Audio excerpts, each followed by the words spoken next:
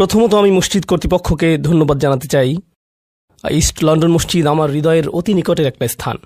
আসলে আমি কাউকে না জানিয়ে এখানে আসাটা পছন্দ করি। আর এর আগেও আমি এখানে কিছু সোশ্যাল এক্সপেরিমেন্ট পরিচালনা করেছি। কয়েক মাস আগে আমি এখানে এসেছিলাম। সম্ভবত বিষয়টা আমি আগেও বলেছিলাম যে কয়েক মাস আগে আমি এখানে এসেছিলাম জুমার নামাজে অংশ নেওয়ার জন্য। তখন আমি শ্রোতাদের মাঝে ছিলাম, একটা হুডি পরিহিত ছিলাম, তাই কেউ আমাকে চিনতে পারেনি। আর মাথা নিচু করে রেখেছিলাম। আমি দেখতে চেয়েছিলাম যে ধরা পড়ে যাই কিনা, কিন্তু না, ধরা পড়িনি। গোটা সময়টাতে আমি অজ্ঞাত থাকতে পেরেছিলাম। জুমার নামাজের সময় একজন ব্যক্তি পাশ থেকে উকি দিয়েছিলেন, আর আমিও তাড়াতাড়ি আমার হিজাব সামলে নিয়েছিলাম।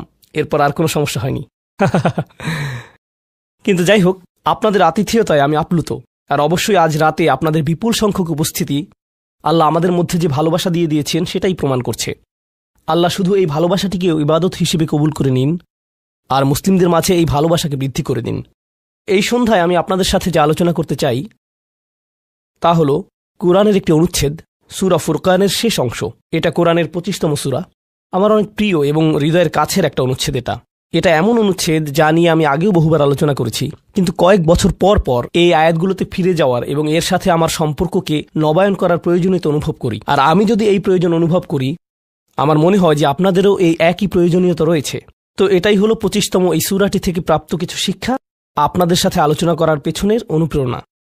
তো এই অনুচ্ছেদে আল্লাহ আযজা ওয়া জাল্লা আমাদেরকে একটি বিশেষ উপাধি প্রদান করেছেন, আর সেই উপাধিটি হল ইবাদুর রহমান, অবিশ্বাস্য রকম করুণাময় এবং ভালোবাসাময় সত্তার বান্দারা। ইমানদারদেরকে আল্লাহর বান্দা হিসেবে অভিহিত করা যেতে পারে, ইমানদারদেরকে শুধুমাত্র ইমানদার হিসেবে অভিহিত করা যায়, আল্লাযীনা আমানু আমাদেরকে মুসলিম বলে অভিহিত করা যায়। আমাদের অনেক উপাধি রয়েছে, আর এই সকল উপাধির মধ্যে আল্লাহ এই সূরাতে বিশেষ এবং অনন্য একটা উপাধি বাছাই করেছেন, সেটা হলো ইবাদুর রহমান। আর এটা কিছু ইঙ্গিত প্রকাশ করছে। প্রথমত, ব্যাকরণগত দৃষ্টিকোণ থেকে ইবাদুর রহমান শব্দ দুটিকে আরবিতে বলা হয় ইদাফা। সরল ভাষায় এর অর্থ হল দুইটি শব্দ একে অপরের সাথে সম্বন্ধযুক্ত। ব্যাকরণগতভাবে দুইটি শব্দ যা একে অপরের সাথে একীভূত হয়ে আছে। আর ব্যাকরণগতভাবে বলা যায় যে মুদাফ এবং মুদাফ ইলাইহির মাঝে কোনো কিছু আসার সুযোগ নেই, তারা অবিচ্ছেদ্য। আল্লাহ এখানে বলতে পারতেন ইবাদুন লির রহমান, আর রহমানের প্রতি নিবেদিত বান্দারা। কিন্তু যেহেতু এই দুইটি শব্দ একে অপরের সাথে এভাবে একীভূত হয়ে আছে, এই বিষয়টি থেকে কিছু তাফসীরকারক অনুপ্রাণিত হয়ে এই মত ব্যক্ত করেছেন যে এটা কিছু মানুষের সাথে আল্লাহর খুবই নিকট সম্পর্ক বর্ণনা করছে। আর অবশ্যই আল্লাহর নামগুলোর প্রত্যেকটিরই নির্দিষ্ট অর্থ রয়েছে। এগুলো আমাদের যে কারোর জন্য নির্দিষ্ট আবেগ অনুভূতি সৃষ্টি করে। তিনি বলতে পারতেন ইবাদুল্লাহ, আল্লাহর বান্দারা, কিন্তু তিনি তার প্রজ্ঞা দিয়ে দুইটি শব্দ চয়ন করেছেন, ইবাদুর রহমান। তো এই আয়াতে আমাদের এবং আল্লাহর সাথে যে সম্পর্ক বর্ণনা করা হয়েছে তা হলো ভালোবাসা, যত্ন এবং করুণার সম্পর্ক। আমাদেরকে আল্লাহর ভালোবাসা, যত্ন এবং করুণার চাদরে জড়িয়ে নেওয়া হয়েছে। আয়াতগুলোর অগ্রসর হওয়ার সাথে সাথে বক্তব্যের বিষয়বস্তুকে দুটি ভিন্ন দৃষ্টিভঙ্গি থেকে দেখা সম্ভব। একটি দৃষ্টিভঙ্গি হল কিছু মানুষের বিশেষ কিছু গুণ রয়েছে। বিশেষ এই মানুষগুলো কারা? যাদেরকে আল্লাহ ইবাদুর রহমান বলে আখ্যায়িত করেছেন। এই দৃষ্টিভঙ্গি অনুযায়ী এই হলো গুণাবলীগুলোর একটা তালিকা। যদি এর সবগুলোর অধিকারী হতে না পারেন, আপনি আসলে ব্যর্থ হয়েছেন। এটা হলো একটা দৃষ্টিভঙ্গি। তো আমাদের যে কারো জন্য আমরা যদি প্রথম দৃষ্টিভঙ্গির দিকে লক্ষ্য করি, তখন বলবো আমি তো তাহলে অকৃতকার্য হয়ে গেলাম। কিন্তু এটাকে দেখার আরেকটা পরিষ্কার দৃষ্টিভঙ্গি রয়েছে, আর সেটা হলো এই প্রত্যেকটি হলো পৃথক শ্রেণীর মানুষের জন্য। তাদের প্রত্যেকেই হলেন পৃথক শ্রেণীর মানুষ। তাদের মধ্যে সাদৃশ্যপূর্ণ বৈশিষ্ট্য হলো তারা সকলেই ঈমানদার। কিন্তু এক্ষেত্রে একটা বিষয় হলো, আর এই ধারণাটি আমি সূচনায় আপনাদেরকে বলবো, আমরা সকলে একরকম নই। যেমন আজকের জুমার পর এক নারীর সাথে আমার সাক্ষাৎ হয়েছে। তিনি আমার কাছে এসে বললেন, আমি প্রতিদিন 3 ঘন্টা ধরে তাহাজ্জুদের নামাজ পড়ি। আক্ষরিকভাবে এটাই তিনি আমাকে জিজ্ঞেস করেছিলেন, এটা কি ঠিক আছে? আর আমি বলেছিলাম, আপনাকে এজন্য পুরস্কৃত করা উচিত, কারণ অনেকের জন্য নিয়মিত 5 মিনিট তাহাজ্জুদ পড়াও অসম্ভব। কখনো কখনো মানুষের জন্য সময় মতো ফজরের নামাজে ওঠাও অত্যন্ত কঠিন হয়ে যায়। আর এই নারী 3 ঘন্টা নামাজ পড়ছেন। আমি বললাম, কিসের তাড়নায় আপনি এটা করতে পারছেন? তিনি বললেন, কি করব আমি, টিভি দেখব? তার চেয়ে বরং আল্লাহর সাথে কথা বলে সময় কাটাই। এটাই তিনি আমাকে বলেছেন। আমি সম্মানিত বোধ করছি যে তিনি আমার কাছে এসে প্রশ্নটি করেছেন। আমার উচিত ছিল তার কাছ থেকে পরামর্শ নেয়া এমন মানুষের কাছ থেকে যারা আল্লাহর নৈকট্যপ্রাপ্ত। আমি যা বলতে চাচ্ছি তা হলো, আমরা সকলে একরকম নই। তিনি যা করেছেন আমি তা করতে পারবো না, আমি সত্য কথা বলছি। এই নারী যা করেন আমি তা করতে সক্ষম নই, আর আমি তার এই যোগ্যতার প্রতি সম্মান জানাই। আল্লাহ এই অভ্যাস বজায় রাখতে তাকে দৃঢ়তা দান করুন। কিন্তু আমরা তো জানি এমন মানুষ রয়েছেন যারা অন্যদেরকে সাহায্য করার ক্ষেত্রে অসাধারণ। তাদের যোগ্যতা, তাদের পারদর্শিতা হলো অন্য মানুষকে সাহায্য করা। আরেক ধরনের মানুষ রয়েছে যাদের এই গুণটি রয়েছে যে যখন তারা মানুষের চারপাশে থাকেন মানুষ ভালো অনুভব করে, এটাই তাদের যোগ্যতা। আপনি শুধু তাদের কাছে যাবেন, যদি তারা কোনো কথা নাও বলেন আপনি শুধু তাদের সাথে সময় কাটাবেন, তখন নিজের ভেতর একটা প্রশান্তি অনুভব করবেন, শান্তি অনুভব করবেন। আল্লাহ আমাদের সকলকে বিচিত্র যোগ্যতা দিয়েছেন। এই অনুচ্ছেদের ব্যাপারে এই বিষয়টাই আমার কাছে অনেক বেশি বিশ্বাসযোগ্য মনে হয় যে এটা বিভিন্ন ইমানদারদের জন্য বিভিন্ন বিচিত্র গুণাবলীর উল্লেখ করেছে। ইমানদারদের একটি শ্রেণীর বিশেষ এক ধরনের গুণাবলী রয়েছে, ইমানদারদের অন্য একটি শ্রেণীর অন্য ধরনের গুণাবলী রয়েছে, সেটা তাদেরকে বিশেষ বৈশিষ্ট্যমণ্ডিত করে। আর আমরা যখন এই আয়াতগুলোতে অগ্রসর হব, আপনি হয়তো দেখবেন যে প্রথমটি আমার সাথে মিলছে না। আমি আশা করছি যে কমপক্ষে একটি গুণের অধিকারী হব। আপনি হয়তো একের অধিক গুণের সাথে মিল খুঁজে পাবেন, আর সেটাও আপনাকে ইবাদুর রহমান হিসেবে অন্তর্ভুক্ত করবে। এখানে প্রথম গুণটি চমৎকার। হয়তো ভাবতে পারেন যে আল্লাহ তাআলা হয়তো সবচেয়ে নৈকট্যপ্রাপ্ত বান্দাদের দিয়ে শুরু করবেন, যাদেরকে তিনি সবচেয়ে ভালোবাসেন। হয়তো তিনি তাদেরকে দিয়ে শুরু করবেন যারা সবচেয়ে বেশি নামাজ পড়ে, যারা তার উপাসনা সবচেয়ে বেশি করে, যারা আল্লাহর প্রতি আধ্যাত্মিক ধ্যানে সবচেয়ে মগ্ন। কিন্তু আল্লাহ কি দিয়ে শুরু করলেন? তিনি বললেন, আল্লাযীনা ইয়ামশুনা আলাল আরদি হাওনা। অবিশ্বাস্য রকম করুণাময় সত্তার বান্দারা, এই বিশেষ মানুষগুলো হলো তারা যারা বিনম্রতার সাথে পৃথিবীতে চলাফেরা করে। আল্লাযীনা ইয়ামশুনা আলাল আরদি হাওনা। সামনে এগোনোর আগে এটা দিয়ে কি বোঝাচ্ছে তা আমাদেরকে উপলব্ধি করতে হবে। এর অর্থ এটা না যে আপনি যখন রাস্তায় হাঁটবেন অর্ধেক রুকু করা অবস্থায় হাঁটবেন, এরকমভাবে মাথা নিচু করে রাখবেন আর বলবেন যে আমি বিনয় প্রকাশ করছি। এটা বিনয় প্রকাশ করা নয়। আপনি সোজাভাবেই হাঁটবেন। আপনি মানুষের সাথে তাচ্ছিল্য সহ কথা বলবেন না। আর আলাল আরদি, এই ধারণাটি হলো যেখানেই যান, হয়তো ঘরে থাকতে পারেন, হয়তো কাজে থাকতে পারেন, হয়তো শিক্ষা প্রতিষ্ঠানে থাকতে পারেন, হয়তো আপনার কর্মচারীদের সাথে কাজে আছেন, হয়তো আপনার নিয়োগদাতার সাথে কথা বলছেন, হয়তো কথা বলছেন শিশুদের সাথে, অথবা কথা বলছেন বড়দের সাথে, হয়তো আপনার বাবা মায়ের সাথে কথা বলছেন, হয়তো এটা অন্য কেউ, হয়তো এটা মুসলিম হতে পারে অথবা অমুসলিম। যখনই মানুষের সাথে কথা বলেন এক ধরনের বিনয় থাকতে হবে। যেভাবে আপনি তাদের সাথে কথা বলবেন, কাউকে মূল্যহীন বোধ করাবেন না আপনার কথার দ্বারা। যেভাবে তার দিকে তাকান, যেভাবে নিজেকে উপস্থাপন করেন, এটাই আল মাশি আলাল আরদি হাওনা। পৃথিবীর বুকে বিনয় সহকারে চলাফেরা করা, বিনম্রভাবে। আপনারা দেখবেন যে কোরআনে বিভিন্ন রকমের অহংকারের কথা এসেছে। এখন এখানে সবাই জানেন যে অহংকার হলো হৃদয়ের একটা ব্যাধি, এটা থাকে হৃদয়ের ভিতর, তাই না? কিন্তু ভিতরে যখন কোনো ব্যাধি থাকে, যেমন কোনো ভাইরাস যদি ভিতরে থাকে, বাইরে এর কিছু লক্ষণ প্রকাশ পায়, উচ্চ তাপমাত্রা, ঘাম, এই ধরনের লক্ষণ। কোরআন তুলে ধরছে অহংকারের কিছু লক্ষণ। উদাহরণস্বরূপ আল্লাহ বর্ণনা করছেন যেভাবে মানুষ অন্যের দিকে তাকায়। কোরআন বলছে যে এমন মানুষ ছিল যারা রাসূল সাল্লাল্লাহু আলাইহি ওয়াসাল্লামের দিকে এভাবে দৃষ্টিপাত করত, ইয়াকাদুল্লাযীনা কাফারু লা ইউযলিকুনাকা বিআবসারিহিম। তারা এত কঠিনভাবে আপনার দিকে তাকায় যে তারা যেন তাদের দৃষ্টি দ্বারা আপনাকে মাটিতে ফেলে দেবে, এরকম কঠিনভাবে তারা আপনার দিকে তাকায়। অন্য কথায়, তারা কোনো কিছু বলেনি, তারা কোনো কিছু করেনি। তাদের অহংকার কোথায় ছিল? শুধুমাত্র তাদের মুখমণ্ডলে, শুধুমাত্র তাদের চোখে। তো তরুণদের জন্য এটা একটা উপদেশ। তোমার বাবা মা হয়তো তোমার সাথে কিছু নিয়ে চিৎকার করছেন, সেটা ন্যায্য বা অন্যায্য যাই হোক, আর তুমি বসে বসে শুনছো, আর তোমার রক্ত গরম হয়ে উঠছে এবং পাল্টা চিৎকার করতে মন চাইছে, কিন্তু তুমি শুধু কুৎসিত চাহনি দিয়ে তাদের দিকে তাকিয়ে আছো। এই কুৎসিত চাহনি দিয়ে তাকিয়ে আছো, আর তোমার মা বলছেন, আমার দিকে এভাবে তাকিয়ে আছো কেন? আমি তো কোনো কথা বলিনি। তুমি কিছু বলনি, এটা পুরস্কার পাওয়ার মতো কিছু না। তুমি কিছু বলনি, এটা পুরস্কার পাওয়ার মতো কিছু না। কারণ অধ্যত্ব শুধু তোমার কথাতেই থাকে না। তবে অভিনন্দন যে তুমি কোনো কিছু বলনি, এটা অপেক্ষাকৃত ভালো, কারণ সেটা তাহলে আরও খারাপের দিকে যেত। কিন্তু এক ধরনের অধ্যত্ব, ক্রোধ এবং বিনয়ের অভাব আমাদের চোখে মুখে ফুটে ওঠে। সুম্মা নজর, সুম্মা আবাসা অবাসার, সুম্মা আদবার ওয়াস্তাকবার। শুধু যেভাবে কারো দিকে তাকান, শুধু যেভাবে ভ্রু কুঁচকান, শুধু যেভাবে চোখ ঘুরান, কখনো কখনো যেভাবে কারো দিকে তাকান, কখনো কখনো যেভাবে কারো দিকে না তাকান। কেউ আপনাকে সালাম দিয়েছে, আপনি তার দিকে তাকালেনও না, অন্যদিকে ফিরলেন এবং তা উপেক্ষা করলেন, অথবা শুধু ওয়ালাইকুম আসসালাম বললেন। আপনি সালামের জবাব দিয়েছেন, কারণ তা না হলে তো গুনাহ হতে পারে, কিন্তু জবাব দিলেন খুবই নিচু স্বরে, এটা নিশ্চিত করার জন্য যাতে সে শুনতে না পায়, আর সে মনে করলো যে আপনি জবাব দেননি। এরকম যে আল্লাহ জানেন যে আমি জবাব দিয়েছি, কিন্তু আমি তাকে এটা জেনে পরিতৃপ্তি লাভ করতে দিব না যে আমি তার সালামের জবাব দিয়েছি। তো যখন সে এসে বলে যে ভাই, আমি তো আপনাকে সালাম দিয়েছি, আপনি জবাব দেননি, আমি তো জবাব দিয়েছি। এটাও হাউন এর অভাব। আল্লাযীনা ইয়ামশুনা আলাল আরদি হাওনা, মানুষের প্রতি বিনয়, শিশুদের প্রতি করুণা, বয়স্কদের প্রতি করুণা, এমন মানুষদের প্রতি করুণা যারা এর যোগ্য না। আর প্রসঙ্গক্রমে এর অর্থ এটা না যে আপনাকে অপমান করার সুযোগ আপনি মানুষকে করে দিবেন। এমন পরিস্থিতি আছে আমাদের পরিবারগুলোতে, আমাদের বন্ধুবান্ধবের মাঝে, আমাদের পরিসরে, যেখানে কিছু মানুষকে অবমাননা করা হিসেবে পাবেন।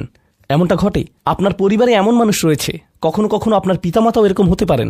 এটা খুবই কষ্টদায়ক বিষয়, এটা খুবই অন্যায্য বিষয়। আর আপনাকে এগুলো সবসময় শুনতে হয়, বারবার শুনতে হয়। শ্রোতাদের ভিতরে এমন নারী রয়েছেন যাদেরকে আমি দেখতে পাচ্ছি না, তারা পর্দার আড়ালে রয়েছেন, কিন্তু তারা যে অবস্থাতেই থাকেন, হয়তো শ্বশুরবাড়ির আত্মীয় অথবা ভাই বোন বা অন্য কারো কাছ থেকে তাদের কথা শুনতে হয়, আর তাদের এটা সব সময় শুনতে হয়, আর এগুলো শুনে তাদের রক্ত গরম হয়ে যায়। তখন কি করবেন? আপনাকে তখনও বিনয় ধরে রেখে যা করা শিখতে হবে তা হলো প্রথমত সেরকম পরিস্থিতি থেকে দূরে থাকবেন। যদি জানেন যে মেজাজের ভারসাম্য হারিয়ে ফেলবেন, তখন সেখান থেকে বেরিয়ে যান। এই মুহূর্তে আমি এই আলোচনায় অংশ নিতে পারবো না, দুঃখিত, আমি একটু হাঁটতে যাব। রাগে বিস্ফোরিত হয়ে যাওয়ার আগে এটা থেকে বেরিয়ে যান। এটাই প্রথমত এবং প্রধানত ইয়ামশুনা আলাল আরদি হাওনা।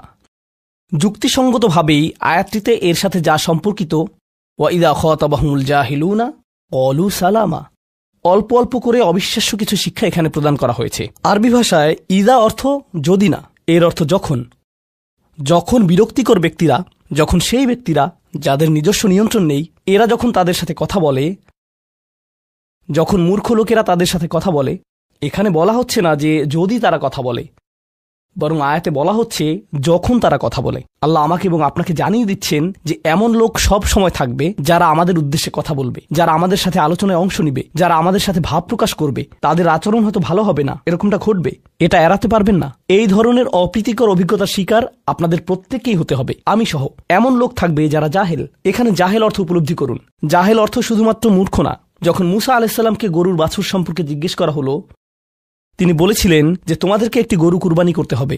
আর তারা বলেছিল, তুমি কি তামাশা করছো?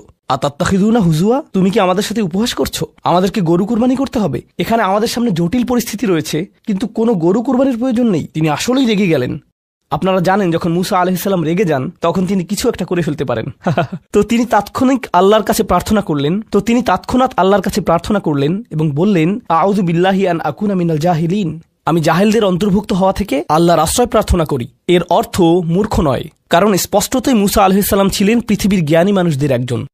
তিনি অজ্ঞতা নিয়ে কথা বলছেন না। তিনি বলছেন, আমি আমার আবেগের উপর নিয়ন্ত্রণ হারানো থেকে, মেজাজের নিয়ন্ত্রণ হারানো থেকে আল্লাহর আশ্রয় প্রার্থনা করছি, এমন জিনিস বলা থেকে অথবা করা থেকে যা আমি এখন করতে চাই, কিন্তু আমাকে নিজেকে সংযত করতে হবে। এখন এই উপলব্ধি থেকে আলোচ্য আয়াতটিতে আসুন। এরকম মানুষ রয়েছে যারা সবচেয়ে জঘন্য কথা বলে, কিন্তু তাদের কোনো লাগাম নেই। কথাগুলো আপনার হৃদয় থেকে এসে মস্তিষ্ক হয়ে এরপর তা জিহ্বাতে যাওয়া উচিত, কিন্তু এই পথে কিছুটা লাগাম থাকতে হবে। আমার হয়তো এটা বলা উচিত না, আমি কিছু একটা অনুভব করছি, হয়তো গালি বের হয়ে যাবে, সেটা গলায় পৌঁছে গিয়েছে, কিন্তু সেটা আমার মুখ দিয়ে বেরিয়ে আসা উচিত না, আমার সেটা গিলে ফেলা উচিত। কিন্তু কিছু মানুষ রয়েছে, তাদের মাথায় যা আসে তাই বলে ফেলে। কারোর সাথে আপনার 6 মাস পরে দেখা হলো কোনো একটা পার্টিতে, ঈদের সময় অথবা অন্য কোথাও, হে আসসালামু আলাইকুম, আপনি তো মোটা হয়ে গেছেন, সবার সামনেই। এটা কেমন কথা? আপনি এটা মনে মনে আনতে পারেন আর নিজের মনে মনে মাশাআল্লাহ বলতে পারেন, কিন্তু সবার সামনে কেন আপনাকে এই কথা বলতে হবে? হেই, তুমি তো কয়েক বছর আগে পড়ালেখা ছেড়ে দিয়েছিলে, এখনো পাশ করনি, এখনো ফেইল অবস্থাতেই আছো। মানুষ আপনাকে এরকম কথা বলে আর এটা আপনাকে রাগান্বিত করে। এই অবস্থায় কি করবেন? আল্লাহ বলেছেন, এটা আপনার মনের বিনয় প্রকাশের অংশ। এভাবেই আল্লাহ আমাদের বিনয় যাচাই করবেন। আর প্রসঙ্গক্রমে তারাই হয়ে থাকে আমাদের সবচেয়ে কাছের মানুষ, যার অর্থ আপনি এই ধরনের পরিস্থিতিতে বারবার বারবার বারবার পড়বেন। কিভাবে এটা থেকে বেরিয়ে আসবেন? আল্লাহ বলছেন, ওয়া ইযা খাতাবাহুমুল জাহিলুনা ক্বালু সালামা। এটা দিয়ে কতিপয় জিনিস বোঝায়। আমি এখানে সেই কয়েকটি শিক্ষা নিয়ে আলোচনা করব। যখন এমনটা ঘটবে, আপনার তাৎক্ষণিক প্রতিক্রিয়া হবে শান্তি, ক্বালু সালামা। এটা দ্বারা বিদায়ও বোঝাতে পারে। আপনি বলবেন, সালাম, আমি আর এই আলোচনা চালিয়ে যেতে চাই না, আমি সম্মানজনকভাবে আপনাকে বিদায় জানাবো। ও দাঁড়ান, আমার তো একটা মিটিং আছে। এর বাকি অংশটুকু আপনি মনে মনে বলতে পারেন আল্লাহর সাথে দোয়া করার জন্য, কিন্তু এটা তার কাছে প্রকাশ করার প্রয়োজন নেই। শুধু বলুন যে আমার একটা মিটিং আছে, আর সেখান থেকে চলে আসুন, কারণ আপনি এটা নিতে পারবেন না। তারা সেখান থেকে বেরিয়ে আসে সম্মানজনকভাবে, এটা একটা অর্থ। যখন জঘন্য মানুষ আপনার কাছে আসে, বেরুবার পথ খুঁজে বের করবেন, কোরআন এই সূরাতে আরো পরে যা বলেছে যে মাররু কিরামা, সম্মানজনকভাবে তারা এটা অতিক্রম করে চলে যায়। কিছু কিছু মানুষ আছে যারা এমন কথা বলতে চায় যা আপনাকে রাগান্বিত করবে। তারা আসলে এটা করে মজা পায়। তারা কথা বলবে শুধু আপনাকে উত্তেজিত করার জন্য। আর তাদের কেউ কেউ জানে যে ঠিক কি বলতে হবে, কারণ তারা আপনার সাথে আগেও কথা বলেছে। আর তারা জানে যে কোন জিনিস আপনাকে রাগিয়ে তুলে, তাই তারা জানে যে কোন বাটনটি প্রেস করতে হবে আর কিভাবে আপনাকে বিরক্ত করতে হবে। আপনি বসে আছেন, আমি উত্তেজিত হব না, আমি উত্তেজিত হব না, আমি উত্তেজিত হব না, কিন্তু তার কথা শুনে আপনি বিশাল দানবে পরিণত হয়ে গেলেন, যার ফলে সব ধ্বংস হয়ে যাবে। আর সেই ক্ষেত্রে আপনাকে আগে এটা রোধ করতে হবে। আপনি এখানে কথা বলতে পারেন আর বলতে পারেন যে দেখুন, আমি এই বিরোধ চাই না, আসুন শান্তিপূর্ণ সময় ব্যয় করি, আসুন এই বিষয়টা নিয়ে আজ আর কথা না বলি, এতে অনড় থাকুন। এটা দিয়েও কলু সালামা বোঝায়, আমি আপনার সাথে ঝগড়া করতে চাই না, আমি শুধু চাই আলোচনাটা যাতে কুৎসিত পথে এগিয়ে না যায়। কখনো কখনো আমরা ভদ্রতা দেখাই, আর সেই সুযোগে মানুষ আমাদেরকে অসম্মানজনক কথা বলতে থাকে, এবং আত্মবিশ্বাসের সাথে মানুষকে জানিয়ে দিবেন যে তাদেরকে থামতে হবে, তারা সীমা ছাড়িয়ে যাচ্ছে। এটা সঠিক নয়, এমনটা করা সম্মানহীনতা নয়, শিষ্টাচার বহির্ভূত নয়। আপনি নিজের জন্য রুখে দাঁড়াতে পারেন, কিন্তু এটা শুধু মর্যাদাপূর্ণ উপায়ই করতে হবে, এমনভাবে যা শান্তিপূর্ণ। এছাড়াও সালামা শব্দটিকে অনেকেই অবস্থা হিসেবেও দেখেছেন। অন্য কথায়, যখন তারা জবাব দেয় তারা পরিপূর্ণ শান্তিপূর্ণ অবস্থায় থাকে। এটা ভিন্ন একটা অর্থ। যখন জঘন্য মানুষের আপনার সাথে কথা বলে, তারা আপনাকে বিরক্ত করে, তারা রাগান্বিত করে, তারা মিথ্যার পর মিথ্যা, মিথ্যার পর মিথ্যা, মিথ্যার পর মিথ্যা বলে, আর আপনাকে সেখানে বসে এটা শুনতে হয় যেন এটা সত্য। আর তারা এটা অন্য মানুষের সামনে বলে, আর আপনি কোনো কারণ ছাড়াই ঝামেলায় পড়ে যান। যখন আপনি জবাব দেন, আপনার জবাব যাই হোক, জবাবটা শান্ত হওয়াটাই উত্তম। যখন জবাব দিবেন, আপনাকে শান্ত এবং পরিশীলিত হতে হবে। এটাই কলু সালামা। আর যারা জীবনে এটা ধারণ করতে পারে, তারা আল্লাহর কাছে বিশেষ মানুষ, ইবাদুর রহমান। অন্য কথায়, এই অনুপ্রেরণাটিকে আমাদের মনে রাখতে হবে। সেই রকম সময়ে যেই ব্যক্তির সাথে আপনি কথা বলছেন, সে এর যোগ্য না, বরং সে হয়তো চপটাঘাত পাওয়ার যোগ্য। আপনাদের কেউ কেউ হয়তো প্রতিউত্তর দেয়ায় খুবই পারদর্শী। কেউ হয়তো আপনাকে বিদ্রুপাত্মক কিছু বলছে, আপনি তাকে কথা দিয়ে পিষে ফেলতে পারবেন। ও মাই গড, আপনার মাথায় যে জবাবগুলো আসে, তালিকা করা একাধিক জবাব, আমি কি এ বি সি বলবো নাকি উপরের সবগুলো একসাথে বলবো, আপনার মাথায় এটা চলছে। আর সেই মুহূর্তে যখন আপনি বিরত হওয়ার সিদ্ধান্ত নেন, কঠিনভাবে না বলার, প্রতিক্রিয়া না দেখানোর, শান্ত থাকার সেই শক্তি অর্জনের জন্য আপনার আর আমার অনুপ্রেরণা যা হবে তা হলো, আমি ইবাদুর রহমানের মধ্যে সামিল হতে চাই। আমি ভুলে যাব যে আমি এই অপ্রীতিকর কথোপকথনে রয়েছি, কারণ এখনই আমি আল্লাহর সংস্পর্শে রয়েছি, আর তার বিশেষ রহমত আমার উপর বর্ষিত হচ্ছে। সেই জন্যই তিনি আমাকে এই পরিস্থিতিতে ফেলেছেন, যাতে আমি তার নৈকট্য অর্জন করতে পারি। এটা আসলে একটা আশীর্বাদ। এই অপ্রীতিকর সঙ্গগুলো আসলে একটা আশীর্বাদ, যাতে আমি তার নৈকট্য পেতে পারি। সুবহানাল্লাহ। ওয়াইবাদুর রহমানিল্লাযীনা ইয়ামশুনা আলাল আরদি হাওনা ওয়া ইযা খাতাবাহুমুল জাহিলুনা ক্বালু সালামা। লক্ষ্য করুন, এরপর আল্লাহ কি বলছেন। দ্বিতীয় শ্রেণীর মানুষেরা, তাদের বিশেষ গুণটি বর্ণিত হচ্ছে। প্রসঙ্গক্রমে এর অর্থ এটা না যে তারা অন্য কিছু করে না, যেমন তারা নামাজ পড়ে না, তারা হালাল খাবার গ্রহণ করে না। এগুলো তো থাকতেই হবে, তারা তো ইতিমধ্যে ইবাদ। এগুলো হলো ইবাদ হওয়ার বাইরের অতিরিক্ত গুণাবলী। দ্বিতীয় মহান গুণটি কি? দ্বিতীয় শ্রেণীর এই মানুষেরা যারা আল্লাহর কাছে প্রিয়, কোন জিনিসটা তাদের বিশেষ মানুষে পরিণত করেছে? ওয়াল্লাযীনা ইয়াবিতুনা লিরাব্বিহিম সুজ্জাদান ওয়া কিয়ামান। যারা রাত্রি অতিবাহিত করে তাদের প্রভুর উদ্দেশ্যে সিজদারত এবং দণ্ডায়মান অবস্থায়। তারা লোকচক্ষুর অন্তরালে গভীর রাতে নামাজে মশগুল থাকেন, কারণ তারা জানেন যে রাতের গভীরে আল্লাহ তাদের সবচেয়ে নিকটে থাকেন। আমাদের অনেকের জন্য এটা অনেক কঠিন যে আল্লাহ যদি তার সবচেয়ে নৈকট্যপ্রাপ্ত মানুষদের কথা বলেন, এই শ্রেণীর মানুষদের দিয়ে শুরু করাটাই প্রত্যাশিত ছিল। এটাই প্রত্যাশিত ছিল যে আল্লাহ এমন মানুষদের দিয়ে শুরু করবেন যারা সবচেয়ে বেশি নামাজ আদায় করে, বিশেষত এমন সময়ে যখন তিনি নিকটে থাকেন, যা হলো রাতের মধ্যপ্রহর। সেখান থেকেই শুরু হওয়ার কথা ছিল, কিন্তু না, তিনি সেখান থেকে শুরু করেননি। তিনি বিনয় দিয়ে শুরু করেছেন, কারণ রাতের সেই নামাজ যখন আপনি এবং আমি আল্লাহর সামনে বিনয়াবনত হই, নামাজরত অবস্থায় অন্য কেউ দেখার সুযোগ না থাকে, চমৎকৃত করার মতো আর কেউ না থাকে, একমাত্র যাকে আপনি চমৎকৃত করতে চান তিনি হলেন আল্লাহ। আপনার আত্মাভিমান চলে গিয়েছে, আল্লাহর সম্মুখে দণ্ডায়মান হয়ে আপনি পূর্বেকৃত সকল অপরাধ স্বীকার করেছেন। আল্লাহর সাথে আপনি উন্মুক্ত আলোচনায় রত আছেন, সকল অহংকার থেকে মুক্ত হয়ে। যদি নিজেকে অহংকার মুক্ত করতে চান, প্রথম ধাপটি হলো, আপনি কি মানুষের সামনে অহংকারকে বিসর্জন দিতে পারেন? আর তারপর আল্লাহর সম্মুখে উপস্থিত হন। আমরা এমন অনেক মানুষদের কথা জানি যারা ইবাদতে পারদর্শী, কিন্তু মানুষের কাছে তারা খারাপ হিসেবে বিবেচিত। এটা আদর্শ নয়। এখানে একটি শ্রেণীকে অগ্রাধিকার দেয়া হয়েছে, আর এরা তারাই যারা মানুষের সাথে বিনয়ী। তারপর যারা আল্লাহর সামনে বিনয়াবনত হয়ে উপস্থিত হয়। এটা অর্জন করা সহজ নয়, কিন্তু যদি সপ্তাহে একবার সপ্তাহে একবার। আমি জানি যে এটা কঠিন হবে, কিন্তু সপ্তাহে একবার আপনি মসজিদে ইশার নামাজ পড়লেন আর এরপর সরাসরি বাসায় চলে গেলেন আর ঘুমিয়ে পড়লেন। আর সেটা তখনই সম্ভব হবে যদি আপনি প্রত্যুষে ঘুম থেকে উঠেন আর এরপর দিনে না ঘুমান। তো ফজরের সময় উঠুন, এরপর ঘুমাবেন না, নিজেকে পরিশ্রান্ত করুন, এশা পড়ুন, এরপর ঘুমাতে যান। এরপর অ্যালার্ম দিয়ে রাখুন, ফজরের 30 মিনিট আগে অ্যালার্ম সেট করুন, উঠে গিয়ে কয়েক রাকাত নামাজ পড়ুন। শুধু এটুকুই করুন, নিজের মতো করে এটা করুন। এজন্য অন্য কারো ঘুম ভাঙাবেন না, এটা নীরবে করবেন। ঘরের কোনো এক কোণে চলে যান, সেখানেই নামাজ পড়ুন। যদি সপ্তাহে একবার বা দুবারও এটা করতে পারেন, যে প্রশান্তি পাবেন, আল্লাহর সাথে যে সম্পর্ক অনুভব করবেন, সেটা আপনাকে সবচেয়ে কঠিন সময়েও সাহায্য করবে। আল্লাহ আমাদেরকে এই মানুষদের অন্তর্ভুক্ত করে দিন। ওয়াল্লাযীনা ইয়াবিতুনা লিরাব্বিহিম সুজদান ওয়া কিয়ামা। এরপর আসছে তৃতীয় ধরনের মানুষের কথা। ওয়াল্লাযীনা ইয়াকুলুনা রাব্বানা ইসরিফ আন্না আযাবা জাহান্নাম ইন্না আযাবাহা কানা গরামা ইন্নাহা সাআত মুস্তাকাররা ওয়া মুকামা। এই মানুষেরা শুধু একটি দোয়া করে, দোয়ার তালিকা নয়। তাদের একমাত্র দোয়া হলো, ইয়া আল্লাহ, আমি জাহান্নামে যেতে চাই না। অন্য যেখানেই রাখেন, জাহান্নামে নয়। আমাকে জাহান্নামে রাখবেন না, আমাদেরকে জাহান্নামের শাস্তি থেকে দূরে রাখুন। অবস্থান করার জন্য এটা বিভৎস একটা জায়গা। আমি এটা এক মুহূর্তের জন্যও দেখতে চাই না। আমি সেখানে স্বল্পস্থায়ীভাবে থাকতে চাই না, আর আমি সেখানে দীর্ঘস্থায়ীভাবেও থাকতে চাই না। দোয়াটি মনোযোগ দিয়ে শুনুন। ইন্নাহা সাআত মুস্তাকাররা ওয়া মুকামা। প্রথমত, এটা একটা শাস্তি, এটা বিশাল একটা সাজা। আমি সেখানে স্বল্প মেয়াদের জন্য থাকতে চাই না, আর আমি সেখানে দীর্ঘমেয়াদের জন্যও থাকতে চাই না। কিছু মানুষ রয়েছে যারা সেই একই রোগে আক্রান্ত হয়েছে, উম্মার মধ্যে, মুসলিমদের মধ্যেই একই রোগ যা বনী ইসরাঈলেরও ছিল। তারা বলেছিল, আল্লাহ আমাদেরকে শাস্তি দিবেন না, ইল্লা আইয়ামাম মাদুদা, দিলেও কয়েকদিনের জন্য। মুসলিমদের মনোভাবও এমন হয়েছে। তারা বলে, আল্লাহ আমাদের শাস্তি দিবেন, কিন্তু তা তো চিরদিনের জন্য না, তাই না? আমরা মুসলিম, একসময় আমরা ঠিকই বেরিয়ে আসব। ঠিক আছে, ভালো, আমি জাহান্নামে যাব, কিন্তু এটা হবে দীর্ঘ সাপ্তাহিক ছুটির মতো, আর তারপর আমার আর সমস্যা নেই। দেখুন আল্লাহর নৈকট্যপ্রাপ্ত মানুষদের দোয়া। তারা আল্লাহকে বলছেন, ও আল্লাহ, আমি জাহান্নামে যেতে চাই না, স্থায়ীভাবে না, অস্থায়ীভাবেও না। আমি স্বীকার করছি যে অবস্থানের জন্য এটা বিভৎস একটা জায়গা। মুস্তাকররান ওয়া মুকামা, শুধু থামার স্থান হোক অথবা চিরকালীন স্থান হোক, আমি এগুলোর কোনোটাই চাই না। এর অনেক অন্তর্নিহিত অর্থ রয়েছে। আমি আপনাদের শুধু একটির কথা বলছি।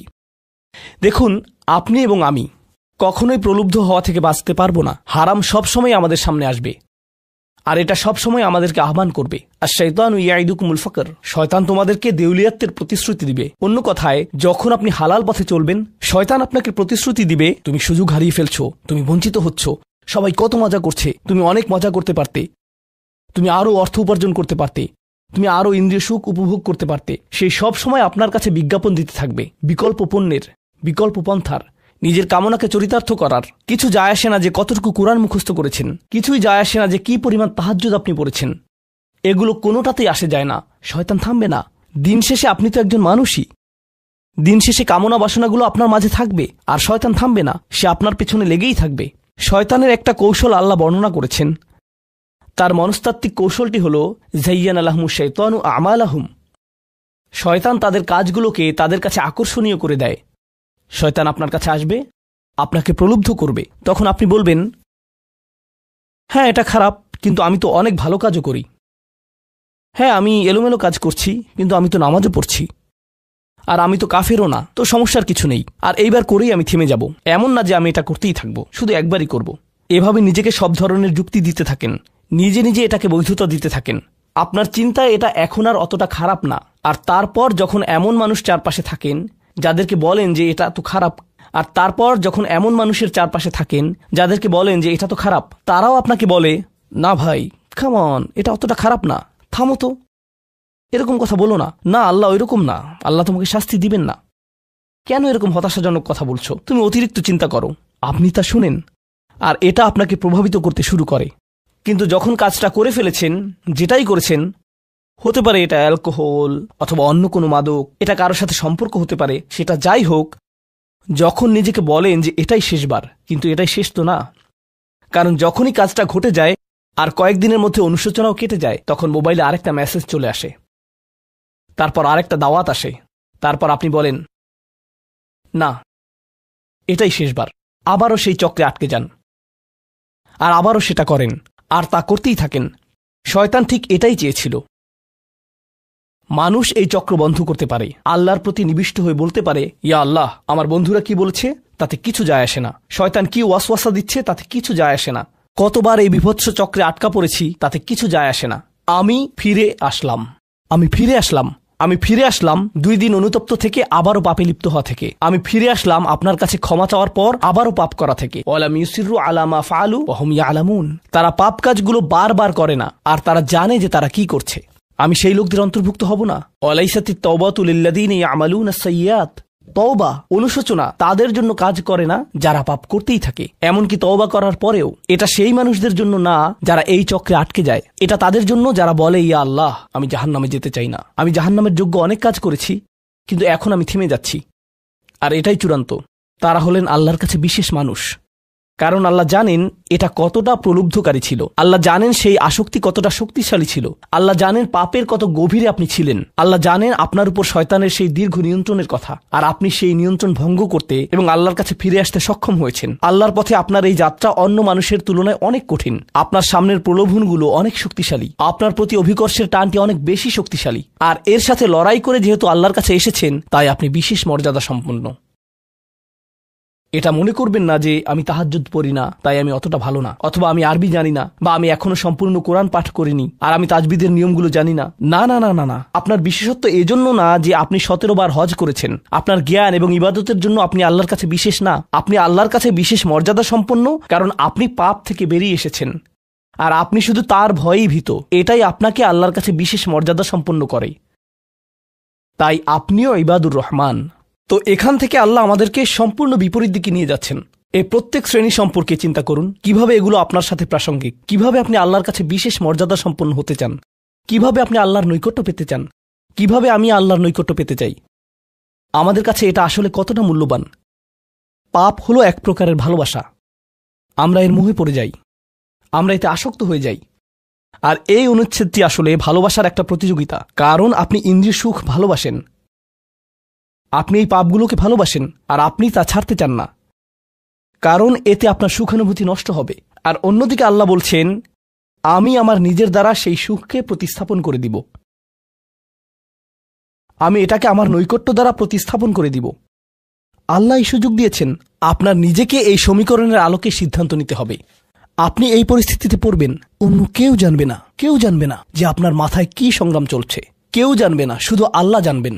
আর প্রসঙ্গক্রমে উদাহরণস্বরূপ আপনাদের কেউ কেউ যখন হারাম সম্পর্কে জড়ান, নিশ্চিত বলছি না, আপনাদেরকে অভিযুক্ত করছি না, কোনো মানুষ, আপনারা না, কোনো মানুষ যাদেরকে আপনারা চিনেন, তারা হয়তো অনৈতিক সম্পর্কে জড়িত, আর আপনি তা থেকে বের হতে চাচ্ছেন। তো আপনি এই আলোচনা শুনে তাকে মেসেজ দিলেন, আমি আর এটা করতে পারবো না। সে উত্তর দিল, তুমি কি আমাকে ভালোবাসো না? তুমি এখন আমাকে ঘৃণা করো? তুমি কি মনে করো যে আমি তোমার জাহান্নামে যাবার কারণ? আমি কি এতটাই খারাপ? এখন আপনি বলছেন, না, তুমি অতটা খারাপ না, না, আমি তোমাকে ভালোবাসি, তুমি মোটেই খারাপ না, তুমি অনেক ভালো।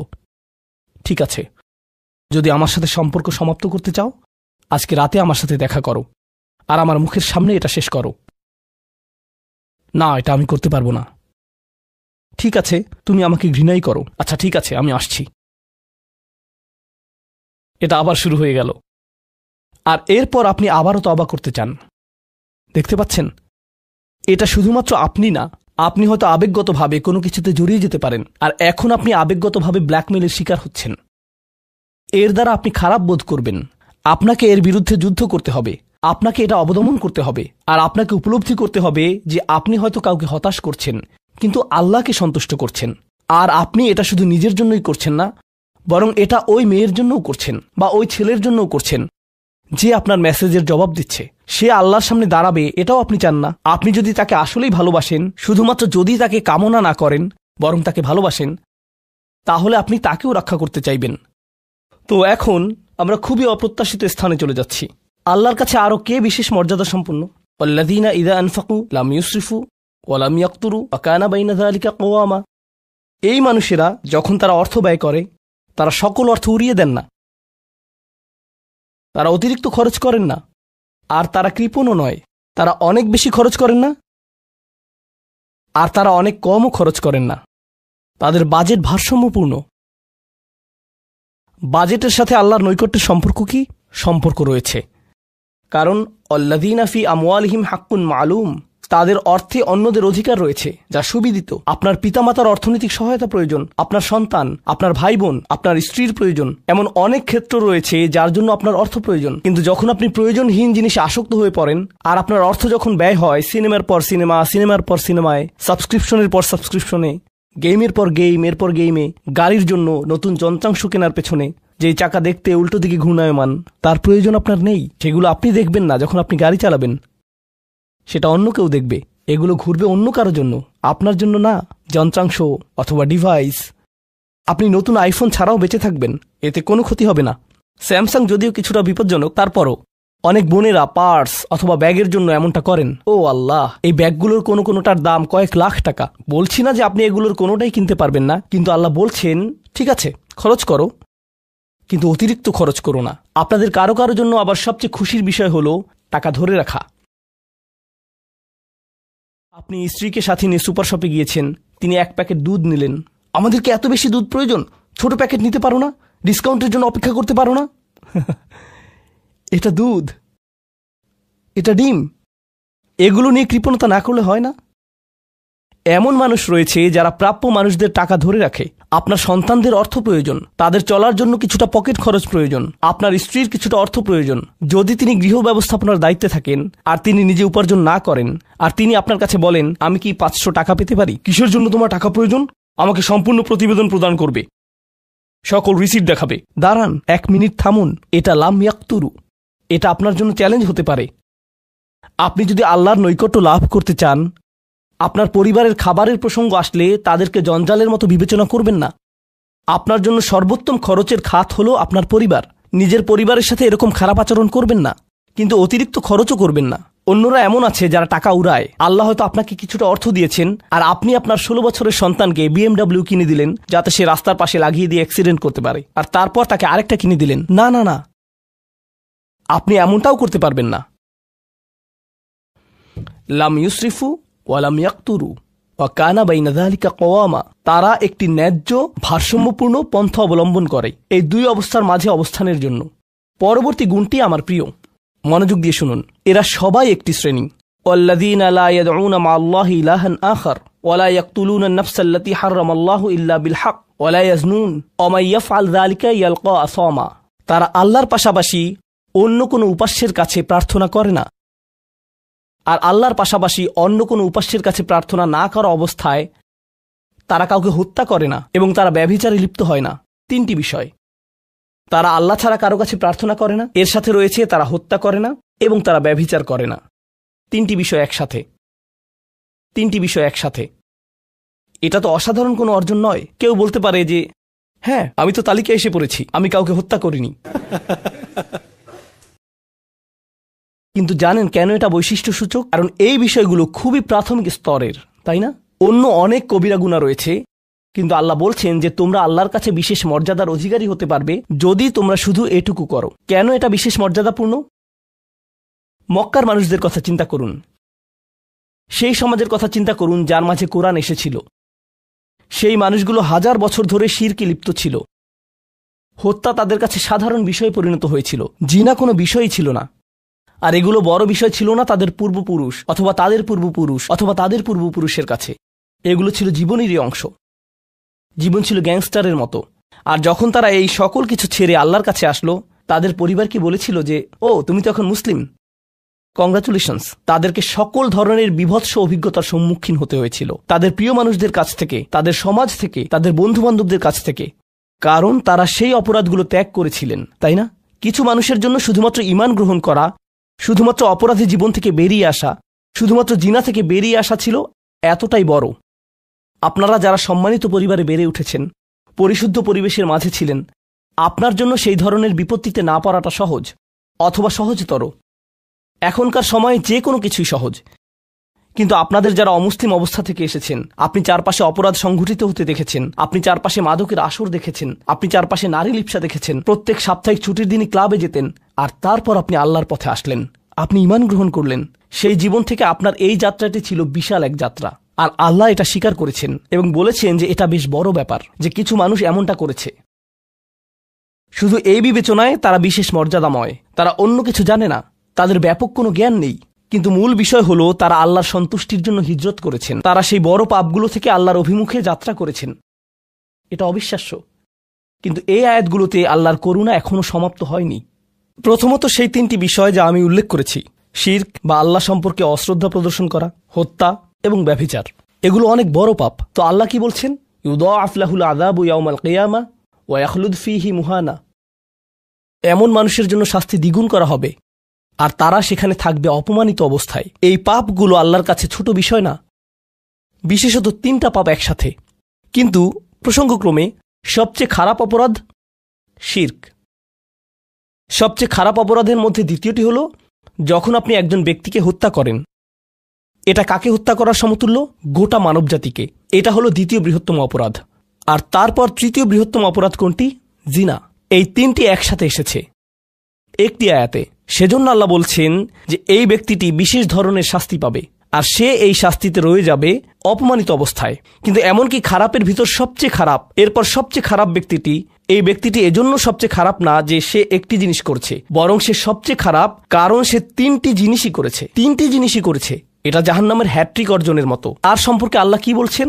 তিনি বলছেন ইল্লা মান তাবা ওয়া আমানা ওয়া আমিলা আমালান সলিহা। অর্থাৎ যে অনুতপ্ত হয়েছে, ঈমানের পথে ফিরে এসেছে এবং তখন থেকে ভালো কাজ শুরু করেছে, তার জন্য নিয়মের ব্যতিক্রম হবে। এটা উপলব্ধি করাটা গুরুত্বপূর্ণ। আল্লাহ বর্ণনা করছেন নিকৃষ্টের মধ্যে নিকৃষ্ট, আর চেয়েও নিকৃষ্ট। আর তারপর বলেছেন এমনকি সেই ব্যক্তির ক্ষেত্রেও যদি সে আমার কাছে ফিরে আসে, আমি তাকে শাস্তিতে নিক্ষেপ করব না। কিন্তু এতটুকু যথেষ্ট না। আমরা কথা বলছি ইবাদ আর রহমানের ব্যাপারে, যিনি অবিশ্বাস্য রকমের করুণাময় সত্তা।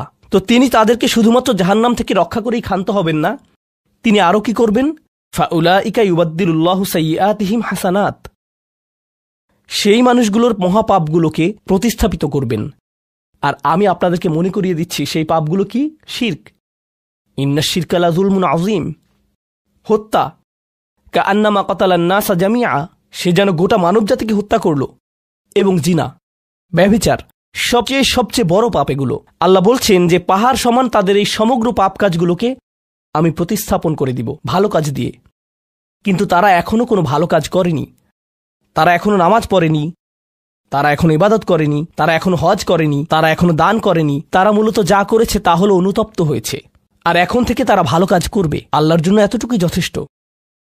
তাদের পাহাড়সম পাপগুলো নিবেন, যা তাদেরকে চিরকাল জাহান্নামে নিক্ষেপ করতে অপমানিত অবস্থায়, আর তিনি এই পাহাড়সম পাপগুলোকে নিয়ে পাহাড়সম ভালো কাজে পরিবর্তিত করে দিবেন। এটাই আল্লাহ করবেন তাওবাকারীদের জন্য। আপনিও বিশেষ মর্যাদার অধিকারী হবেন। শুধু তাওবা করুন। তো আপনি যখন বসে বসে এটা শুনছেন আর ভাবছেন আমি তো বেশ বড় ভুল করে ফেলেছি, এখানে হয়তো এমন কেউ বসে আছে যিনি কাউকে হত্যা করেছেন, এরপর জেলে গিয়েছেন এবং মুক্তি পেয়েছেন। কিভাবে আল্লাহ আমাকে ক্ষমা করবেন?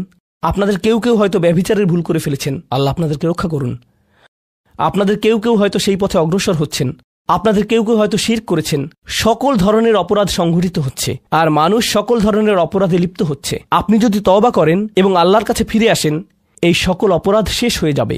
কিন্তু এরপর আপনাকে ভালো পথে চলতে হবে। ওয়া আমিলা আমালান সলিহা ফাউলাইকা ইউবাদদিলুল্লাহু সাইয়্যাতিহিম হাসানাত।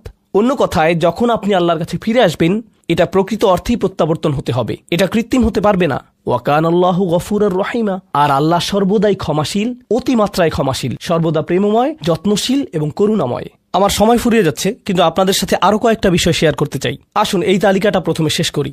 এটা শেষের দিকে। কেউ বলতে পারে যে আমি শিরক করিনি, আমি হত্যা করিনি, আমি জিনাও করিনি, আমি শুধু ছোট বিষয়গুলো করেছি। যেমন আমি ফজরের নামাজ পড়িনি, একদিন ফ্রিজ থেকে আমার ভাইয়ের চকলেট মিল্ক চুরি করে খেয়েছি, বেশ কয়েকবার বাবার সাথে চড়া মেজাজে কথা বলেছি, আরেকদিন একটা পার্টিতে কিছুটা গীবত করে ফেলেছি। কিন্তু আমি হত্যা করিনি। এই তওবা তো আসলেই খারাপ অপরাধীদের জন্য। তাহলে আমার কি হবে? সাধারণ পাপীদের কি হবে? বাকি আমরা যারা রয়েছি, কারণ তারা হলো উঁচু স্তরের পাপী, তাই না? তো পরবর্তী আয়াত বলছে, তোমরা বাকি যারা রয়েছ, ওয়ামান তাবা, যেই তাওবা করেছে, যে কোনো ধরনের তাওবা, আমিলা সলিহান, সৎ কাজ করেছে, ফাইন্নাহু ইয়াতুবু ইলাল্লাহি মাতাবা, তো যখন সে আল্লাহর কাছে ফিরে আসে আন্তরিকভাবে অনুতপ্ত হয়ে, আল্লাহ সেটাও স্বীকার করেন। না না না, কারণ আমার পাহাড় সম পাপ প্রয়োজন, এটাকে পাহাড় সম পুণ্যে রূপান্তরিত করার জন্য, এটাকে পাহাড় সম পুণ্যে রূপান্তরিত করার জন্য এমন প্রয়োজন নেই। যেই পাপে লিপ্ত থাকেন না কেন, শুধু তওবা করুন। ফাইন্নাহু ইয়াতুবু ইলাল্লাহি মাতাবা ওয়াল্লাযীনা লা ইয়াশহাদুনা যুর।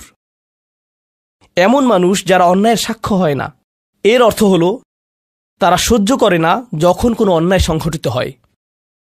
এই মানুষগুলো আল্লাহর কাছে মর্যাদা সম্পন্ন, কারণ তাদের পরিসরে কেউ যখন মানসিকভাবে নির্যাতনের শিকার হয়, কেউ যখন অর্থনৈতিকভাবে নির্যাতনের শিকার হয়, তাদের পরিবারে ধরুন 2 ভাই মিলে কোনো ব্যবসা করে আর তাদের একজন সকল অর্থ আত্মসাৎ করে অন্যজনকে বঞ্চিত করে, যার ফলে আদালতে গিয়ে এখন একে অপরের বিরুদ্ধে অবতীর্ণ।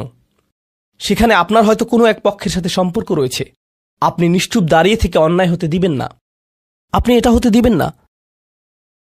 যদি এটা আপনার নিজের বাবার বিরুদ্ধেও যায়, যদি এটা আপনার স্বামী স্ত্রী বা সন্তানদের বিরুদ্ধেও যায়, আপনি অলসভাবে দাঁড়িয়ে থেকে অন্যায়কে সহ্য করবেন না, আপনি প্রতিবাদ করবেন।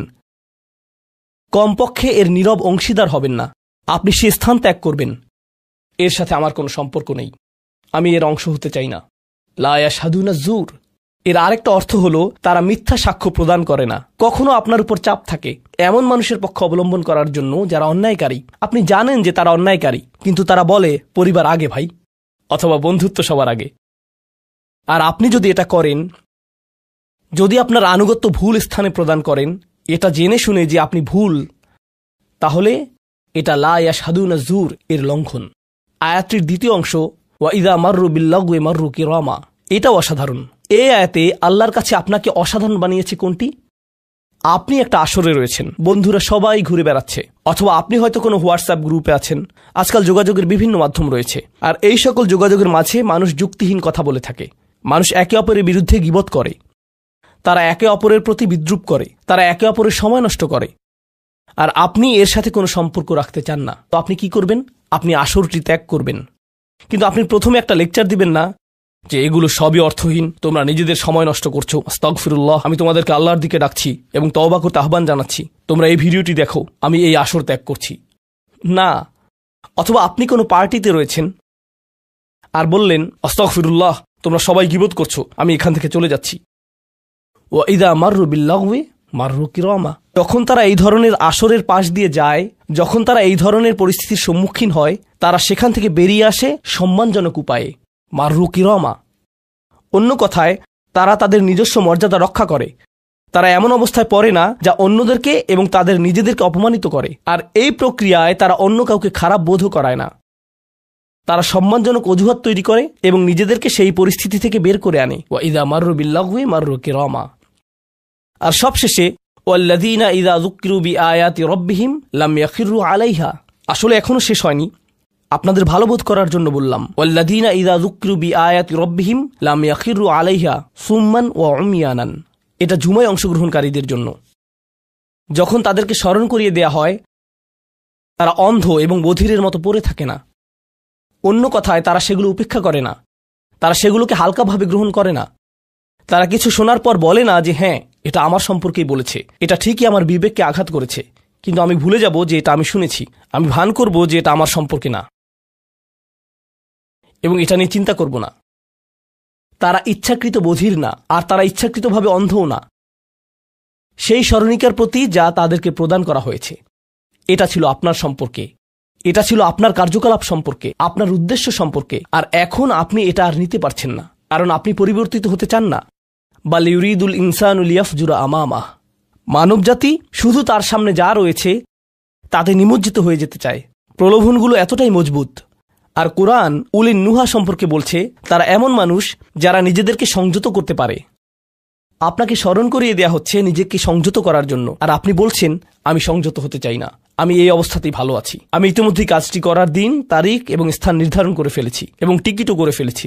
এরপর এই খুতবাটি আমার মুড নষ্ট করে দিল, তো আমি এখন একটা বার্গার খাবো এবং খুতবায় যা শুনেছি তা নিয়ে চিন্তা করব না। তারপর সেখানে যাব যেখানে আমি যেতে চেয়েছিলাম। খুতবাটা বেশ দেরিতে শোনা হয়েছে। সেই মানুষেরা এমনটা করে না। যখন কোনো স্মরণিকা শ্রবণ করে, নিজেদের উপর এর প্রভাব পড়তে দেয়, তারা এটাকে পরিবর্তন ঘটানোর সুযোগ দেয়। এটাই তাদেরকে আল্লাহর কাছে বিশেষ মানুষে পরিণত করে। প্রসঙ্গক্রমে কখনো কখনো আপনার ভিতরে ঘটে যাওয়া সেই পরিবর্তন অন্য কেউ দেখে না, অন্য কেউ জানে না সেই পাপ সম্পর্কে যার দিকে আপনি অগ্রসর হচ্ছিলেন। সেটা শুধুই আপনি এবং আল্লাহর মাঝে সীমাবদ্ধ, আর আল্লাহ আপনাকে তার ইবাদ হিসেবে গণ্য করেন, কারণ আপনি সেই পরিবর্তন ঘটিয়েছেন। তো এখন যেহেতু আমরা সমাপ্তির দিকে যাচ্ছি, এটাই এখানে বর্ণিত শেষ গুণ। এই মানুষেরা শুধুমাত্র নিজেদের নিয়ে উদ্বিগ্ন না, বরং তারা তাদের পরিবার নিয়ে উদ্বিগ্ন। ওয়াল্লাযীনা ইয়াকুলুনা রব্বানা হাবলানা মিন আজওয়াজিনা ওয়া যুররিয়াতিনা কুররাতা আয়ুনিন। হে প্রভু, আমাদের স্ত্রী এবং আমাদের সন্তানদের দ্বারা আমাদেরকে চক্ষুর শীতলতা দান করুন, যার অর্থ দুইটি জিনিস। আমি জটিলতা পরিহার করে আপনাদেরকে সরলভাবে কুররাতা আয়ুনিন এর অর্থ বুঝিয়ে বলছি। প্রথম অর্থ হল, ইয়া আল্লাহ, অন্য সকল কিছু আমাকে পীড়িত করে, অন্য সকল কিছু আমাকে অসুবিধায় ফেলে, কিন্তু যখন আমি আমার স্ত্রীর কাছে আসি এবং আমার সন্তানদের কাছে আসি, ইয়া আল্লাহ, এই স্থানটিকে আমার জন্য প্রশান্তিদায়ক করে দিন। আমার সকল অসুবিধা দূর হয়ে যায় যখন আমি আমার স্ত্রীর দিকে তাকাই, আমার সকল অসুবিধা দূর হয়ে যায় যখন আমি আমার সন্তানদের সাথে থাকি। ইয়া আল্লাহ, আমার স্ত্রী এবং আমার সন্তানদের মাঝে এটা প্রদান করুন, অথবা আমার স্বামী এবং আমার সন্তানদের মাঝে এটা প্রদান করুন। কুররা শব্দটির দ্বিতীয় অর্থটি এসেছে করার থেকে। করার অর্থ যখন আপনার চোখ কোথাও আটকে যায়। ইয়া আল্লাহ, আমার স্ত্রীর প্রতি আমার ভালোবাসা এতটাই সৃষ্টি করে দিন যাতে আমি তার উপর থেকে চোখ ফিরাতে না পারি। ইয়া আল্লাহ, আমার সন্তানদের নিয়ে আমাকে এতটাই আনন্দিত করে দিন এবং এতটাই ভালোবাসাপূর্ণ করে দিন যাতে আমি তাদেরকে অন্যদের সাথে তুলনা না করি। আমার যা রয়েছে তা নিয়ে আমি সুখী, তারা খারাপ বোধ করুক এটা আমি চাই না। আমি তাদের অর্জনের স্বীকৃতি প্রদান করি। আমাকে সেই সামর্থ্য দান করুন যাতে স্ত্রী এবং সন্তানদের মাঝে কুররাতু আয়ুন খুঁজে পাই। আমাকে একটি মজবুত পরিবার দান করুন এবং আমাকে আমার পরিবারের প্রতি সন্তুষ্ট করে দিন। আপনাদের অনেকের জন্য একমাত্র দুশ্চিন্তার বিষয় হল স্ত্রী এবং সন্তান।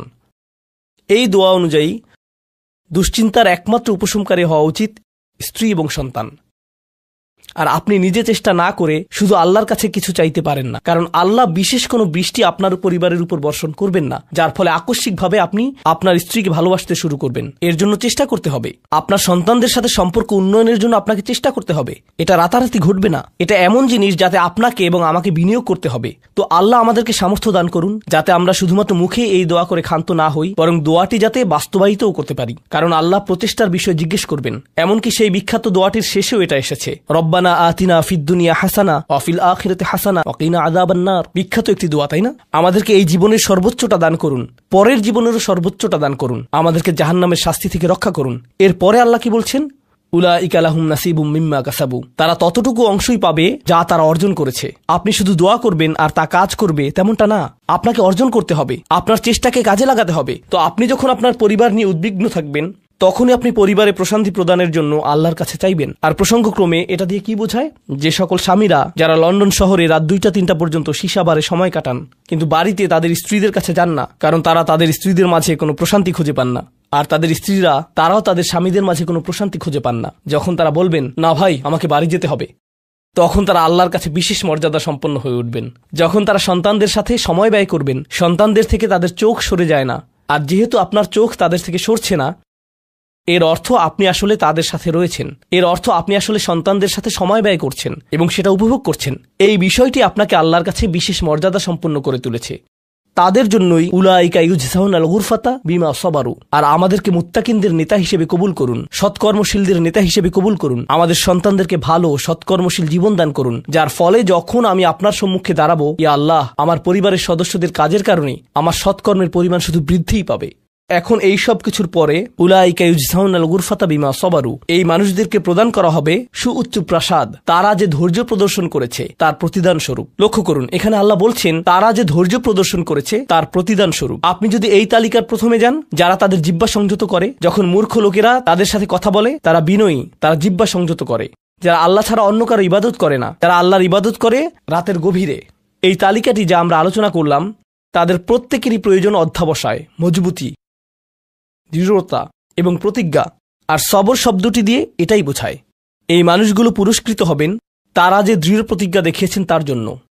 তারা এর জন্য প্রতিজ্ঞাবদ্ধ ছিলেন। ওয়ায়ুলাক্কাউনা ফিহা তাহিয়াতান ওয়া সালামা, তাদেরকে সেখানে অভ্যর্থনা করা হবে অভিবাদন ও সালাম সহকারে। আল্লাহ তাদের জন্য অভিবাদন প্রেরণ করবেন। আল্লাহ শুধুমাত্র তাদেরকে ভালোবাসবেন না, বরং তিনি তাদেরকে এখন সম্মানিতও করছেন। এরা হলেন আল্লাহ কর্তৃক বিশেষ পুরস্কার প্রাপ্ত।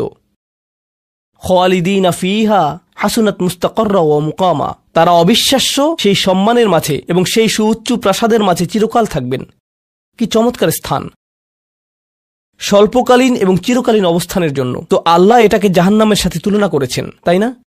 জাহান্নামীরা বলবে, আমি এখানে স্বল্পকালের জন্যও থাকতে চাই না, চিরকালের জন্যও থাকতে চাই না। আল্লাহ বলেছেন, জান্নাতের স্বাদ যদি তুমি সামান্য পরিমাণেও পাও, তুমি এটা আকাঙ্ক্ষা করবে, তুমি এটা চিরকালের জন্য চাইবে। আল্লাহ আমাদের সকলকে চিরকালের জন্য জান্নাতে প্রবেশ করান। আমরা সর্বশেষ আয়াতে এসেছি। আমি জানি যে আমি অতিরিক্ত সময় নিয়েছি, প্রশ্ন উত্তরের জন্য আপনাদের কিছুটা সময় আমার দেওয়া উচিত। আমার আর 4-5 মিনিট প্রয়োজন। শেষের এই আয়াতটি গভীর তাৎপর্যপূর্ণ। এই সূরাটির শেষ আয়াত, এটা এই অনুচ্ছেদটিরও শেষ আয়াত। এই তালিকা যা আপনাকে বিশেষ মর্যাদা সম্পন্ন করবে, তার সাথে এর কোনো সম্পর্ক নেই। আয়াতটি কুরাইশ এবং গোটা মানবজাতিকে উদ্দেশ্য করে বলা হয়েছে, আর রাসূলকে বলা হলো যে কিভাবে সৃষ্টিকর্তার নৈকট্য অর্জন করা যাবে। এই তালিকা যেহেতু এখন প্রদান করা হলো, তাহলে আর সমস্যা কোথায়? কুল মা ইয়াবাউ বিকুম রাব্বি লাউলা দুআউকুম ফাকাদ কাযযাবতুম ফাসাউফা ইয়াকুনু লিজামা। এই আয়াতটিকে ব্যাখ্যা করার বেশ কয়েকটি দৃষ্টিভঙ্গি রয়েছে। আমি সরলভাবে এর কয়েকটি আপনাদের সাথে শেয়ার করতে চাই। সময় স্বল্পতার কারণে আমি ভাষাতাত্ত্বিক আলোচনায় যাব না, আমি শুধু অন্তর্নিহিত অর্থগুলোর সহজ বাংলা বর্ণনা করব। আল্লাহ একদিকে বলছেন, আল্লাহর সম্মুখে তোমাদের কি গুরুত্ব আছে, আল্লাহর সামনে তোমাদের কি মূল্য আছে, তোমরা কি মনে করো, তোমরা যখন আল্লাহর সামনে উপস্থিত হবে কি মূল্য তোমাদের থাকবে। মানবজাতি হিসেবে তোমাদের একটা মর্যাদা দেয়া হয়েছে যা অন্য কাউকে দেয়া হয়নি। দুআউকুম, তোমরা নিজেদের ইচ্ছায় আল্লাহকে ডাকতে পারো। আল্লাহকে ডাকতে হলে তোমাদের নিজস্ব ইচ্ছাশক্তিকে প্রয়োগ করতে হয়। পাহাড়, গাছ, পাখি, তাদের কোনো নিজস্ব ইচ্ছা নেই, তারা আল্লাহকে ডাকতে বাধ্য। ওয়া ইম মিন শাইইন ইল্লা ইউসাব্বিহু বিহামদিহি ওয়ালাকিন লা তাফকাহুনা তাসবিহাহুম। তোমরা আল্লাহর কাছে মূল্যবান যদি একটি জিনিস না থাকে, আর তা হলো তোমাদেরকে বাছাই করা হয়েছে তাঁকে ডাকার জন্য, কিন্তু তোমরা সেই দায়িত্বকে পরিত্যাগ করেছো।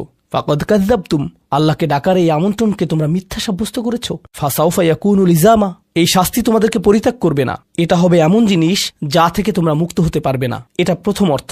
আয়াতটির আরেকটি অর্থ হলো, আল্লাহ কাফেরদের এবং যারা সকল ধরনের পাপ কাজ করে তাদেরকে বলছেন, আমার কাছে তোমাদের কোনো মূল্য নেই। আর তোমাদের এখনো টিকে থাকার একমাত্র কারণ হলো তোমাদের মধ্যে কিছু মানুষ রয়েছে যারা এখনো আমাকে ডাকে। পৃথিবীর বুকে এখনো কিছু ঈমানদার রয়েছে যারা এখনো আল্লাহর উদ্দেশ্যে ক্ষমা প্রার্থনা করে, আর তারাই একমাত্র কারণ যে জন্য তোমরা এখনো বেঁচে আছো। আয়াতের তৃতীয় অর্থটি কাফেরদের উদ্দেশ্যে এবং এমন মুসলিমদের উদ্দেশ্যে যারা আল্লাহ থেকে অনেক দূরে রয়েছে, তাদের জন্য এটা প্রযোজ্য। আল্লাহ বলেছেন, তোমাদের কি মূল্য রয়েছে আমার কাছে? তোমরা নামাজ পড়ো না, তোমরা আনুগত্য করো না, তোমরা হালাল উপার্জন করো না, তোমরা সকল আদেশ লঙ্ঘন করো, কিন্তু কোনো কারণে মরিয়া হয়ে যদি তুমি আমাকে ডাকো, তারপরও আমি তোমাকে যথাযোগ্য মূল্যায়ন করব। এখনো তোমাকে সুযোগ দিয়ে যাচ্ছি, লাউলা দুআউকুম, কিন্তু মোটের উপর তুমি এখনো এই সকল কিছুকে মূল্যহীন বিবেচনা করছো। তুমি স্বীকার করছো না যে আমি তোমাকে যা কিছু দিয়েছি এবং যা কিছু করতে বলেছি তা আসলে তোমার কাছে অর্থবহ। তুমি এই সকল কিছুকে মূল্যহীন এবং মিথ্যা বিবেচনা করছো। তোমার এই স্বভাব পরিবর্তন করো, কারণ শীঘ্রই এটা স্থায়ীভাবে লেগে থাকা শাস্তিতে পরিণত হবে। আল্লাহ এটা বলেননি যে তোমাকে শাস্তি দেয়া হবে, বরং তিনি বলেছেন শীঘ্রই তোমাকে শাস্তি দেয়া হবে, শীঘ্রই তুমি এটা থেকে আর মুক্ত হতে পারবে না। অর্থাৎ তোমার জন্য এখনো সুযোগ রয়েছে, বদলে যাও। আয়াতটির আরেকটা অর্থ হলো, হে কুরাইশরা, যদি আল্লাহ তোমাদেরকে কোরআনের মাধ্যমে আহ্বান না করতেন, তাহলে অন্য কোন জিনিস তোমাদেরকে মূল্যবান সাব্যস্ত করত? আল্লাহ তোমাদেরকে এই কিতাবটি দিয়ে সম্মানিত করেছেন, আর সর্বোপরি আল্লাহ আপনাকে এবং আমাকে এই কোরআন দিয়ে সম্মানিত করেছেন। তারপরেও তোমরা এটাকে সম্পূর্ণরূপে অগ্রাহ্য করছো। তোমরা এই কিতাবের কোনো মূল্যায়ন করছো না, আল্লাহর এই বাণীকে মূল্যায়ন করছো না। এখনো সময় আছে, নিজেকে সংশোধন করো এবং আল্লাহ তার কথা বলার জন্য যে তোমাদেরকে বেছে নিয়েছেন তার গুরুত্ব অনুধাবন করো। আয়াতটির সর্বশেষ অর্থ, আল্লাহ তোমাদেরকে শাস্তি দেওয়া পছন্দ করেন না। আয়াতাংশটির ভাষাতাত্ত্বিক একটি অর্থ হল, তোমাদেরকে শাস্তি দেওয়ার জন্য আল্লাহ আগ্রহী নন, তাঁর কোনো উদ্দেশ্য এবং আকাঙ্ক্ষা নেই তোমাদেরকে শাস্তি দেওয়ার। কিন্তু আল্লাহ ছাড়া অন্য কাউকে ডাকার যে অপরাধ তোমরা সংঘটিত করেছ তা এতই বড় যে এর জন্য শাস্তি দিতেই হবে। অন্য কথায় আল্লাহ আপনাকে শাস্তি দিচ্ছেন যদিও তিনি চান না। মা ইয়াফআলুল্লাহু বিআযাবিকুম, তোমাদেরকে শাস্তি দিয়ে আল্লাহর কোনো প্রাপ্তি নেই। আপনাকে শাস্তি দিয়ে আল্লাহর কি পাওয়ার আছে? আল্লাহ এখানে বলছেন, আমি তোমাদেরকে শাস্তি দিতে চাই না,